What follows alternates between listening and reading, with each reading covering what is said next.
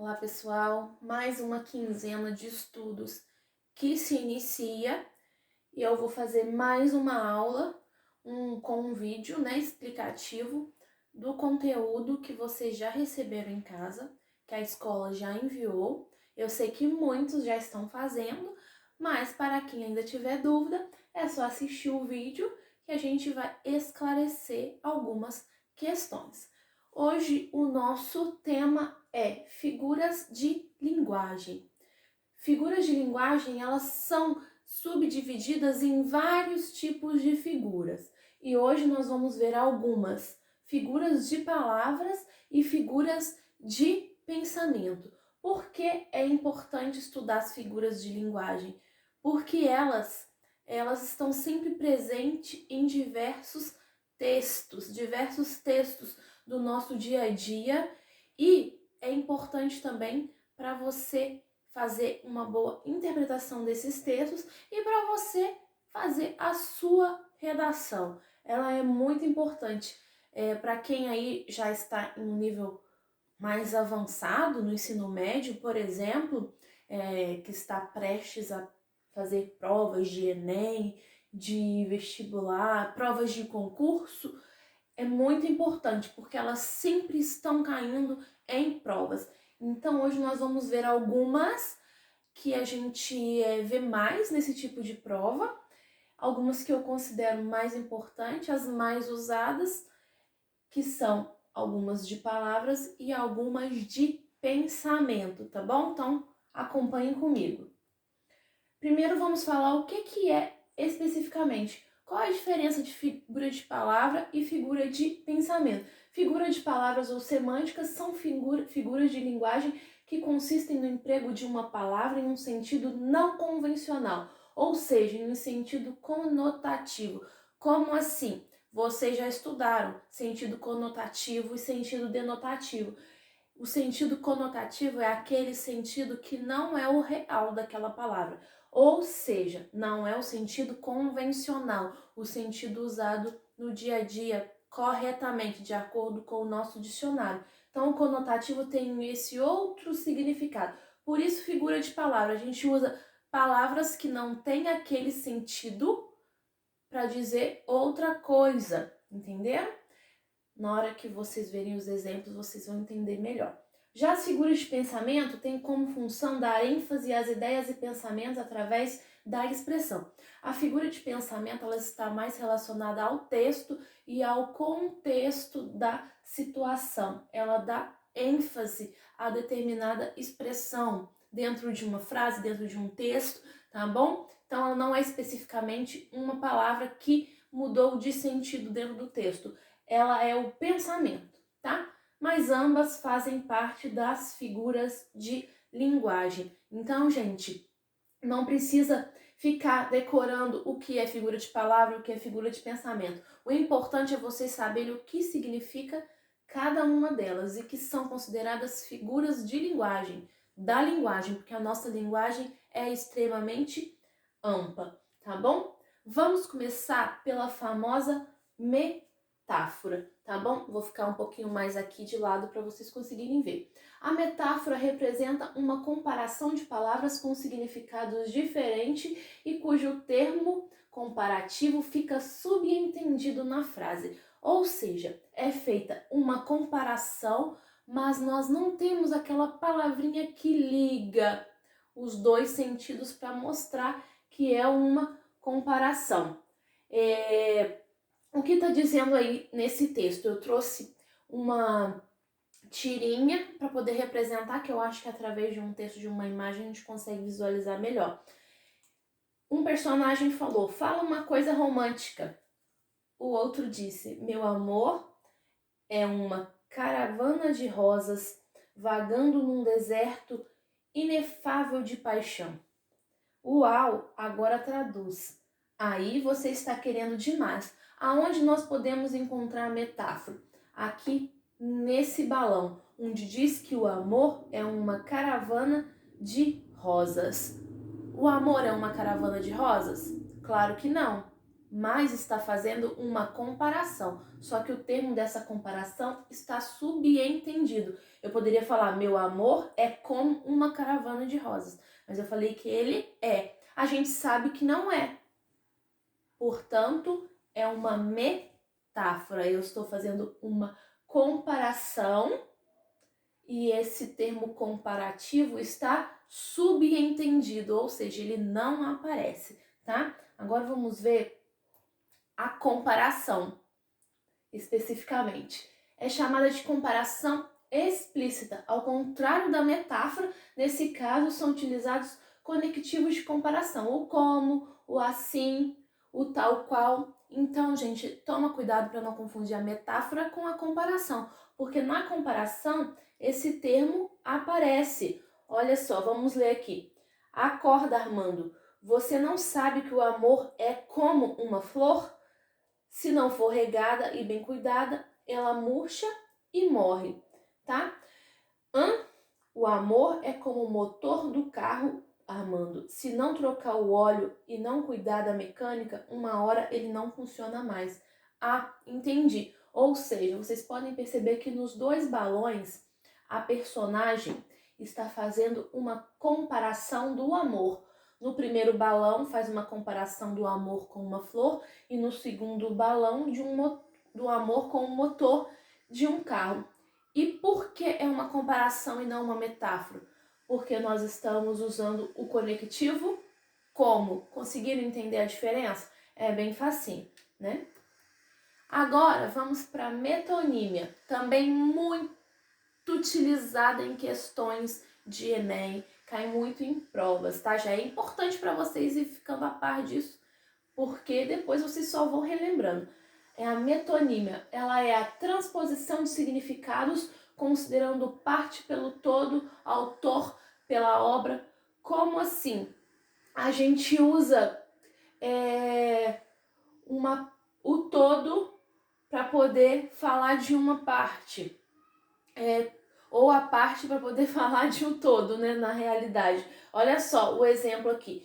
Meu pai tem 800 cabeças de gado. E o seu? O meu pai só tem um boi, mas ele tá inteirinho. O que que ele quis dizer? O que que o segundo personagem entendeu? Que o primeiro personagem falou que o pai só tinha cabeça de boi. Ele usou a parte, que é a cabeça, para falar que o pai tinha essa quantidade de gado, é o tanto de boi, não é só a cabeça do boi que ele tinha. Ou seja, a gente usou uma parte para falar do todo. Conseguiram entender? A gente fala que tem tantas cabeças de gado. Na realidade, a gente tem os animais inteiros e não a cabeça, não só uma parte. Isso é a metonímia. Catacrese. A catacrese representa o emprego impróprio de uma palavra por não existir outra mais específica. Como assim? Existem determinados termos, determinadas situações que a gente não tem um nome específico para aquilo. Então, a gente utiliza um outro nome que é de uma outra situação para determinar aquilo. E a gente entende.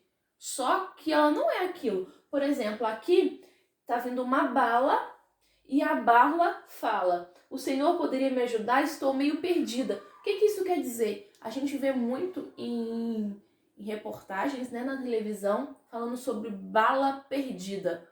Vocês acham que essa bala está mesmo perdida? Ela não está perdida, porque perdida é alguma coisa que se perdeu, não foi encontrada ainda, isso é uma coisa perdida.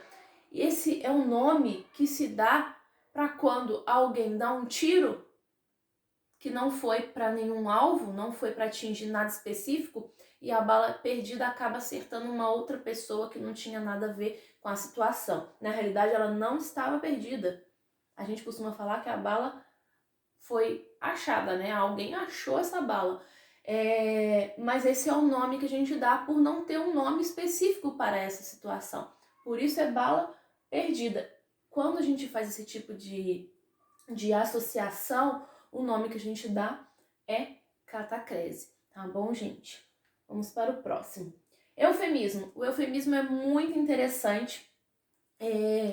que ela é uma figura de linguagem que a gente usa muito no nosso dia a dia, que é uma figura de pensamento na realidade, porque ela tem a ver com o contexto, não só com a palavra. A sua função se dá a relação com as palavras com o intuito de tomar discurso mais leve. A gente fala muito na questão de morrer. Antes de falar sobre esse exemplo, a gente fala muito de morrer. A gente fala, a pessoa descansou, a pessoa foi encontrar Deus, bateu as botas. É tudo usado para morrer, entendeu? Então isso se chama eufemismo, é para suavizar, para não dar aquele impacto de falar aquela palavra. Como no exemplo aqui, fofoqueira não, querida, eu sou produtora de biografias orais não autorizadas. Porque se você chega e fala para uma pessoa, você é fofoqueira, eu falo, eu sou fofoqueiro, é uma palavra forte, né, fofoqueira. Então, para suavizar, olha o que usou. O termo, não foi uma palavra substituindo a outra, por isso que é pensamento. Usou vários termos ali, uma construção para poder dizer que aquela pessoa é fofoqueira, que ela é uma produtora de biografias orais não autorizadas. O que é uma produtora de biografias orais não autorizadas? É uma pessoa que fala da vida do outro sem o outro autorizar, tá? Esse é o eufemismo. Vamos falar da antítese. A antítese é uma figura de linguagem, também figura de pensamento, tá? É caracterizada pela apresentação de palavras de sentidos opostos. É quando a gente usa dentro de um contexto duas palavras que têm o sentido oposto. Por exemplo, a inércia que me tira o sossego acaba onde começa o caos que me acalma. Olha só, acaba onde começa. São termos opostos. Como assim acaba onde começa? Conseguiram entender? Antítese é esse o nome que se dá a essa figura. Quando a gente fala bem e mal, né? Começo e fim, igual tá aqui, frio e calor. Como que uma coisa pode ser frio e quente ao mesmo tempo? Então, isso é antítese. A hipérbole, gente, é hipérbole, tá? Não é hiperbole. Tem gente que fala hiperbole, é hipérbole. É a expressão do exagero. Quando você fala em hipérbole, é uma coisa exagerada. Também é uma figura de pensamento, porque ela especifica ali o contexto, o texto, tá? É o oposto do eufemismo, que tenta suavizar. A hipérbole aumenta, é exagerada. Quantas vezes vocês já não escutaram em casa? Eu já te falei 1 milhão de vezes. Falou 1 milhão de vezes? É claro que não. Mas está usando essa hipérbole para dizer a você que já falou muitas vezes, tá? Vou morrer de tanto estudar. Vocês devem estar falando isso, né? Vou morrer de tanta atividade. Não vai morrer, né, gente? Tá cansado, mas não vai morrer. Faz 1 hora que estou esperando esse ônibus. Chegou ali no ponto do ônibus, fazem 5 minutos, já está falando que faz 1 hora. Então, isso é hipérbole, é o exagero, tá? A prosopopeia ou a personificação. Ambas têm o mesmo significado, você pode falar qualquer uma das duas. Prosopopeia ou personificação é quando você dá vida a algum ser inanimado, algum animal, você coloca dentro de um texto a fala de um animal, a fala de um objeto. Isso é uma personificação, ou de qualquer situação no dia a dia. Por exemplo, o dia acordou feliz e o sol sorria para mim. O dia acorda feliz? Não. O sol sorri? Não. Isso é uma personificação, deu vida ao sol. O sol é uma estrela, é um astro que fica lá em cima, e ele no sistema, né? E ele não faz esse tipo de coisa, então isso é uma personificação. O vento assobiava esta manhã em que o céu chorava. A gente costuma falar que o vento está assobiando. Na realidade, o vento não assovia, ele está fazendo um barulho, a gente chama de assovio, mas quem assoviou é uma pessoa. O céu chorava. O céu chora? Não, a gente fala que o céu está chorando quando está chovendo. Isso é personificação. Naquela noite, a lua beijava o céu. Olha só, a lua beija? Só beija quem tem boca. A lua tem boca? Não tem. Mas é uma expressão usada para dizer que a lua ali estava enorme, tocando o céu. Entendeu? Após a erupção do vulcão, o fogo dançava por entre as casas. O fogo não dança, mas é uma expressão para dizer que o fogo estava se movimentando rápido. Então, isso tudo é personificação ou prosopopeia, quando a gente dá vida, dá atribuições, qualidades, qualquer coisa a esses seres que não têm essas características humanas, tá bom, gente? A ironia. Nossa, a ironia. Como vocês usam a ironia, né? Como a gente usa a ironia no nosso dia a dia. É um recurso da linguagem que gera um efeito de sentido contrário ao significado da palavra. A gente fala uma coisa querendo dizer outra, para ver se a pessoa se toca, para ver se a pessoa entende, né? Olha o nosso exemplo. É isso aí. Fique sentado aí sem fazer nada enquanto eu arrasto nossos móveis pesados e levanto nossos tapetes pesados. Está bem, Helga. Que mulher, ela não quer que eu machuque as costas, ele pensou, né? Mas ela estava querendo dizer isso mesmo? Que era para ele ficar sentado? Claro que não, ela estava sendo irônica, dizendo para ele se levantar e ajudá-la. Pensa bem, ele está na maior folga e ela está ali fazendo tudo sozinha. Então ela usou o recurso da ironia. Gente, e esses recursos, essas figuras de linguagem, a gente usa tanto em textos escritos quanto na nossa oralidade, no nosso dia a dia. Quantas situações no nosso dia a dia a gente não insere esses tipos de figura e a gente nem sabe o que é figura de linguagem. A hipérbole, o eufemismo, né? A ironia, a metáfora a gente usa demais. Então, esses são alguns recursos, algumas figuras de linguagem. Hoje a gente viu figuras de palavras e figuras de pensamento.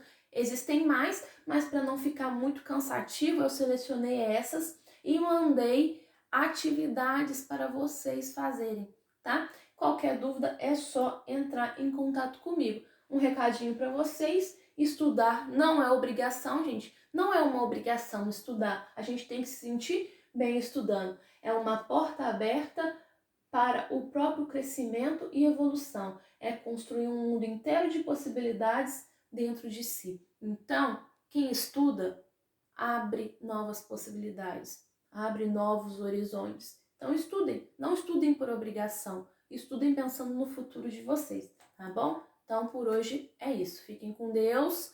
Um beijo e até a próxima aula.